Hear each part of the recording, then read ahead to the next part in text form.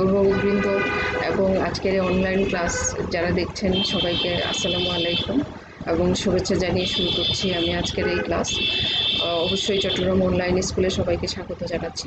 আজকের এই ক্লাস অষ্টম শ্রেণীর শিক্ষার্থীদের জন্য। অষ্টম শ্রেণীর শিক্ষার্থীরা তোমরা তোমাদের বাংলা ব্যাকরণ ও নির্মিতি বইটি নিয়ে প্রস্তুত থাকো এবং তোমাদেরকে আমি স্বাগত জানাচ্ছি চট্টগ্রাম অনলাইন স্কুলের এই অনলাইন ক্লাসে জয়েন করার জন্য।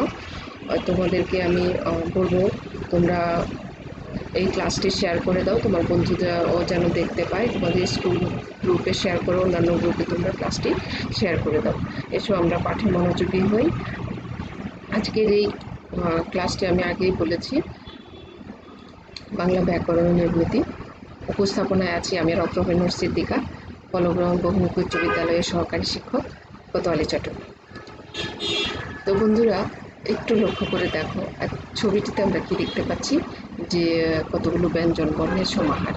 এই ব্যঞ্জন বর্ণগুলোর সাথে স্বরবর্ণের সংক্ষিপ্ত রূপ মিলে এক বা একাধিক বর্ণ মিলিত হয়ে কি তৈরি হয় বন্ধুরা? শব্দ তৈরি হয়। দেখো ক, ল, ম, এই তিনটি বর্ণ মিলে একটি শব্দ তৈরি হয়েছে কলম।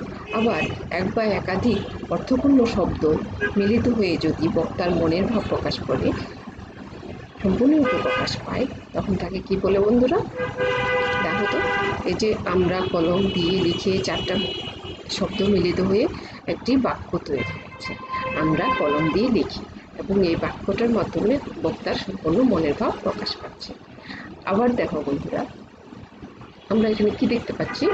এটা একটা ছবি, না? এটা একটা ফুলের ছবি। আবার এই ফুলটিরই দুটি কি পেলাম আমরা? দুটি অংশ পেলাম, ফুলের দুটি অংশ পেলাম। এই ফুলটাকে খণ্ড করে দুটি খণ্ড ফুল, খণ্ড অংশ তৈরি করা হয়েছে। ঠিক তেমনিভাবে যারা ভালো চেনে তারা শিক্ষকের আদেশ পালন করে। খেয়াল করো, এটি একটি কি বাক্য? এটি একটি কি বন্ধু? একটি বড় বাক্য, তাই না? এই বাক্যটিতে যদি আমরা এই ফুলটার মতো দুটি অংশে বিভক্ত করি, তাহলে কি পাবো? যারা ভালো ছেলে একটি অংশ পেলাম, আবার তারা শিক্ষকের আদেশ পালন করে, দুটি অংশ পেলাম, তাই না? তাহলে এই যে ফুলের দুটি অংশকে যদি আমরা ফুলের অংশ বা খণ্ড ফুল বলতে পারি, তাহলে আমরা এই বাক্যের অংশ দুটিকে আমরা কি বলতে পারি বন্ধুরা? বলো তো, কি বলতে পারি? হ্যাঁ, ঠিকই বলেছ, এটাকে আমরা বলতে পারি এই খণ্ড বাক্য। আজ আমরা পড়ব খণ্ড বাক্য ও এর প্রকারভেদ নিয়ে। পৃষ্ঠা 57 ও 58 পৃষ্ঠা খোলো। তো অষ্টম শ্রেণী বন্ধুরা, তোমরা তোমাদের বাংলা ব্যাকরণ বইয়ের অষ্টম 57 ও 58 পৃষ্ঠা খুলে নিয়ে বসো। অবশ্যই মনোযোগ সহকারে যদি ক্লাসটি করো তাহলে উপকৃত হবে। আজকের পুরো ক্লাসটা দেখে তোমরা যা যা অর্জন করতে পারবে, বাক্য ও খণ্ড বাক্য কাকে বলে তা জানবে, ভালোভাবেই জানবে। বাক্যের অংশ যেমন উদ্দেশ্য, বিধেয় কি, এগুলো জানবে। খণ্ড বাক্যের প্রকারভেদ ও সেগুলো উদাহরণ সহ সংজ্ঞা তোমরা ব্যাখ্যা করতে পারবে। তো আসো বন্ধুরা, একটু মনে করিয়ে দিই, গত ক্লাসেও আমি বাক্য পড়িয়েছিলাম, বাক্যের শর্তগুলো করেছিলাম, তাই না বন্ধুরা? একটি সার্থক বাক্য হতে হলে তার কী কী শর্ত থাকতে হয়। আজ আমরা পড়বো বাক্য কি এবং খণ্ড বাক্য, খণ্ড বাক্যের প্রকারভেদ। বাক্য কি আমরা গত ক্লাসে জেনেছি, এক বা একাধিক পদের সমন্বয়ে যদি মনের ভাব, একজন বক্তার মনের ভাব সম্পূর্ণরূপে প্রকাশ পায়, তখন তাকে বাক্য বলে। তো যেমন লেখো, হ্যাঁ, আবার আমি খাই, সে গান গাইছে। প্রথম বাক্যটিতে দেখো লেখো, শুধুমাত্র একটি শব্দ দিয়ে কিন্তু এটি একটি বাক্য, কারণ এই লেখো দিয়ে একজন আরেকজনকে বলছে যে কিছু লিখো। তা বক্তার মনের ভাব সম্পূর্ণ প্রকাশ পাচ্ছে এই একটি শব্দ দ্বারা। তাহলে এই একটি শব্দ লেখো, এটাও একটি বাক্য, তাই না বন্ধুরা? আচ্ছা, এবার আসো বাক্যের কয়টি অংশ, কী কী, এগুলো আমরা জানবো। বাক্যের দুটি অংশ কি কি দেখো তো। প্রথমেই রয়েছে উদ্দেশ্য। প্রথমে আমরা এই উদ্দেশ্য সম্পর্কে জানবো। উদ্দেশ্য কি? একটি বাক্যে আমরা জানি যে দুটি অংশ থাকে, একটা হলো উদ্দেশ্য আর একটা হলো বিধেয়। উদ্দেশ্যটা কি? উদ্দেশ্য হচ্ছে বাক্যে যার সম্পর্কে কিছু, একটি বাক্যে যাকে উদ্দেশ্য করে কিছু বলা হয়, যাকে উদ্দেশ্য, যার সম্পর্কে কিছু বলা হয়, সেটি হলো বন্ধুরা উদ্দেশ্য। আবার আরেকটি কি, বিধেয়। উদ্দেশ্য এবং বিধেয়, বাক্যের দুটি অংশ, উদ্দেশ্য এবং বিধেয়। বলে বিধেয় কি, এই যে উদ্দেশ্য সম্পর্কে বাক্যে যা কিছু বলা হয়, একটি বাক্যে যাকে উদ্দেশ্য করে কিছু বলা হয় সে হলো উদ্দেশ্য, যার সম্পর্কে কিছু বলা হয় তাকে উদ্দেশ্য। আর এই যার সম্পর্কে, বাক্যের উদ্দেশ্য সম্পর্কে যা কিছু বলা হয় সেটি তাকে বলা হয় বিধেয়। খেয়াল করো বন্ধুরা, একটি বাক্যে যাকে উদ্দেশ্য করে, সে মানুষ হতে পারে বা কোনো বস্তু হতে পারে, কোনো বই হতে পারে, ফুল হতে পারে, যে যাকে উদ্দেশ্য করে কিছু বলা হবে সেটা হবে উদ্দেশ্য, এবং এই উদ্দেশ্য সম্পর্কে যা কিছু বলা হবে সেটাই হবে বিধেয়। দেখো, একটা উদাহরণের মাধ্যমে আমরা এটা একদম স্পষ্ট হতে পারি। যেমন যেমন শিমুল মাঠে খেলছে, এখানে শিমুলকে উদ্দেশ্য করে বলা হচ্ছে সে মাঠে খেলছে, তাই না বন্ধুরা? তাহলে শিমুল হবে উদ্দেশ্য, এবং শিমুল সম্পর্কে কি বলছে, মাঠে খেলছে, এই মাঠে খেলছে কথাটাই হবে বিধেয়। আমরা কি বুঝতে পেরেছি বন্ধুরা? আশা করি বুঝতে পেরেছি। তাহলে আমরা এবার পরেরটাতে যাই। পরে রয়েছে কি, খণ্ডবাক্য। খণ্ডবাক্যের একটু আইডিয়া আমরা একটু পেয়েছিলাম, তাই না বন্ধুরা? এবার আমরা পুরোপুরি সংজ্ঞাটা কি জানি। একটি খণ্ডবাক্যে একটি উদ্দেশ্য এবং একটি বিধেয় থাকবে, আবার অবশ্যই বাক্যের মধ্যে ক্রিয়া থাকবে এবং সেটা সমাপিকা ক্রিয়া হবে। এগুলোর সমন্বয়ে, এগুলোর সমষ্টি তে একটি বাক্য তৈরি হয়, যে বাক্য নিজের অর্থ প্রকাশ করার জন্য একটি স্বাধীন, বাক্যটি স্বাধীনভাবে ব্যবহৃত না হয়ে অন্য একটি স্বাধীন বাক্যের, একটি বৃহত্তর বাক্যের অংশরূপে ব্যবহৃত হয়, তখন তাকে খণ্ডবাক্য বলে। আবার খেয়াল করে বন্ধুরা, একটি উদ্দেশ্য, একটি বিধেয় এবং একটি সমাপিকা ক্রিয়ার সমন্বয়ে একটি বাক্য, যেটা একটি স্বাধীন বাক্য হিসেবে ব্যবহৃত হয়ে অন্য একটি বড় একটি বাক্যের বৃহত্তর একটি বাক্যের অংশরূপে ব্যবহৃত হয়, তখন তাকে আমরা কি বলবো বন্ধুরা, খণ্ডবাক্য বলবো। এসো আমরা এটা একটা উদাহরণের মাধ্যমে একদম, আমরা এই উদাহরণটা আগেও জেনেছি, যারা ভালো ছেলে তারা শিক্ষকের আদেশ পালন করে। এখানে কিন্তু বাক্যের দুটি অংশ, তাই না বন্ধুরা? একটা হলো যারা ভালো ছেলে, এক নম্বর যারা ভালো ছেলে, দুই নম্বর কি, তারা শিক্ষকের আদেশ পালন করে। এখানে খেয়াল করো, দুটোই বাক্য। এই বাক্য দুটি, কোনো বাক্য অন্য একটি বাক্য দেখা যাচ্ছে যে আরেকটা বাক্যের সাহায্য ছাড়া অর্থ প্রকাশ করতে পারছে না, আরেকটা বাক্য পারছে। এই যে একটি বাক্য অন্য আরেকটা বাক্যের বৃহত্তর বাক্যের অংশরূপে ব্যবহৃত হয়, তখন এই অংশগুলোকে, এই খণ্ডাংশগুলোকে, বাক্যাংশগুলোকে আমরা কি বলবো বন্ধুরা, খণ্ডবাক্য বলবো। এখানে খেয়াল করো, 1 নম্বর ও 2 নম্বর বাক্যাংশ দুটি, এই যে বৃহৎ যে বাক্য, এই বাক্যের দুটি খণ্ডবাক্য। আমরা কি বুঝতে পেরেছ বন্ধুরা?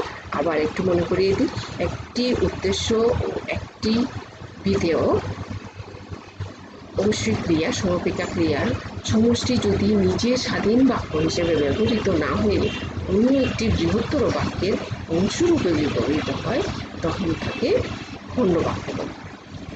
এবং সেক্ষেত্রে বাক্য দুটি যেহেতু একটি বড় বাক্যের অংশ, সেহেতু দুটি বাক্যই বড় বাক্যের বাক্যাংশ রূপে ব্যবহৃত হয়, তাই এই বাক্যাংশ দুটোই হবে খণ্ডবাক্য। যেমন এখানে যারা ভালো ছেলে তারা শিক্ষকের আদেশ পালন করে, এখানে পুরো বৃহৎ যে বাক্যটা, এই দুটি অংশই হবে খণ্ডবাক্য। আশা করি বুঝতে পেরেছ। এবার আমরা পরেরটাতে যাই, তাই না? খণ্ডবাক্যের দু রকমের হয়ে থাকে। কয় রকমের হয়ে থাকে বন্ধুরা? 2 রকমের হয়ে থাকে। একটা হলো, এর মধ্যে একটা হলো স্বাধীন খণ্ড। স্বাধীন খণ্ডবাক্য কি? যে বাক্যটি, আমরা জেনেছি একটু আগে যে খণ্ডবাক্য তিনটি খণ্ডবাক্য দিয়ে একটা বড় বাক্য তৈরি হয়, ওই বাক্যটার যেগুলো অংশ, এগুলোকে খণ্ডবাক্য বলে, তাই না? এই খণ্ডবাক্যগুলো নিজের অর্থ প্রকাশের জন্য অন্য বাক্যের উপর নির্ভরশীল হতেও পারে, আবার নাও হতে পারে। যে বাক্যটি নিজের অর্থ প্রকাশের জন্য অন্য আরেকটি বাক্যের উপর নির্ভরশীল নয়, অর্থাৎ সে স্বাধীনভাবে তার অর্থ প্রকাশ করতে পারে, তাকে বলে স্বাধীন খণ্ড।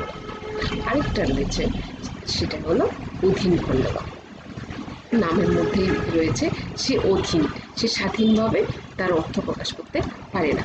অর্থাৎ একটি বড় বাক্যের সেই খণ্ডবাক্য কে অধীন বাক্য বলে, যে বাক্যটি নিজের অর্থ প্রকাশের জন্য স্বাধীন খণ্ডবাক্যের স্বাধীন বাক্যের উপর নির্ভরশীল হয়, তখন তাকে আমরা কি বলবো? অধীন খণ্ডবাক্য। দেখো বন্ধুরা, এই উদাহরণটাতে খেয়াল করো, যদি তোর ডাক শুনে কেউ না আসে তবে একলা চলো রে। তাহলে দেখো, এই যে বড় বাক্যটা, এই বাক্যটার দুটি অংশ, একটা হলো যদি তোর ডাক শুনে কেউ না আসে, আর একটা হলো তবে একলা চলো। এখানে খেয়াল করো বন্ধুরা, যদি তোর ডাক শুনে কেউ না আসে, এতটুকু বলার পরে আমাদের আরও কিছু জানার, আরও কিছু বলার, বোঝার রয়ে যায়। এই বাক্যটা সম্পূর্ণ অর্থ প্রকাশ করতে পারছে না, তাহলে এটি কিন্তু স্বাধীন বাক্য, স্বাধীন খণ্ডবাক্য নয়। দেখো, এটি একটি অধীন খণ্ডবাক্য। আবার খেয়াল করো, তবে একলা চলো রে। হ্যাঁ, এই তবে একলা চলো রে, একলা চলো রে কথাটা কিন্তু আমরা স্বাধীনভাবে ব্যবহার করতে পারি, সে একাই নিজের অর্থটা প্রকাশ করতে পারে, এটি হবে স্বাধীন খণ্ডবাক্য। আবার আমরা যদি বলি, আগের বাক্যটাতে যদি বলি, অথবা আমরা যদি বলি যে যে পরিশ্রম করে সেই সুখ লাভ করে। খেয়াল করো বন্ধুরা, যে পরিশ্রম করে সে সুখ লাভ করে, সে সুখ লাভ করে, এই অংশটুকু আমরা কিন্তু আলাদাভাবে, সে স্বাধীনভাবেও তার মনের ভাবটা সম্পূর্ণ প্রকাশ করতে পারে। আবার এর আগের যে অংশটা, যে পরিশ্রম করে, যে পরিশ্রম করে সে কি, এরপরের অংশটা কি হবে? হ্যাঁ, তাই এটার পরে আরও কিছু জানার রয়ে যায়। সুতরাং এটি যে পরিশ্রম করে, এটি স্বাধীন খণ্ডবাক্য নয়। হ্যাঁ, সে যে পরিশ্রম করে সে সুখ লাভ করে, সে সুখ লাভ করে, আমরা কিন্তু এই বাক্যটাকে একটি স্বাধীন বাক্য হিসেবে ব্যবহার করতে পারি, কারণ সে নিজের অর্থটা সম্পূর্ণরূপে প্রকাশ করতে পারছে অন্যের সাহায্য ছাড়া।